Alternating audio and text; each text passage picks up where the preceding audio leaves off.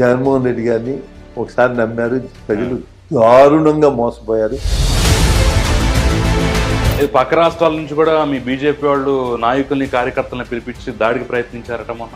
Hide గూండాస్ని పెట్టి అప్పుడప్పుడు మీ మీద టంగ్ స్లిప్ అవుతూ ఉంటాడు, కాస్త కొంచెం ర్యాష్గా పడుతుంటాడు అనేటువంటి టాక్ అయితే ఉంది. ఎవరు వాడిన భాష ఆ ఒక్కడే వాడాడు. మనిషి పదవి రాకముందు పదవి వచ్చిన తర్వాత పూర్తిగా మారాడు. ఒక పక్క విజయవాడ వరదలు, మరో పక్క కొల్లేరు సమస్య, ఇటు మీ నియోజకవర్గంలో వరదలు, ఈ పరిస్థితి ఇవన్నీ చూస్తుంటే చాలా పెద్ద టార్గెట్ ఉంది కదా. ఆగిపోలే డెవలప్మెంట్, వెనక్కి వెళ్ళిపోయింది.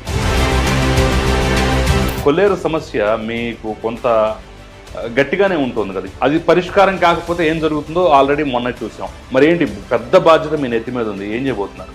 ఈ 5 ఏళ్ళు దాని గురించి పట్టించుకున్నాడు కానీ చేసినాడు కానీ లేరు. 100 రోజుల పాలన పూర్తయిపోయింది.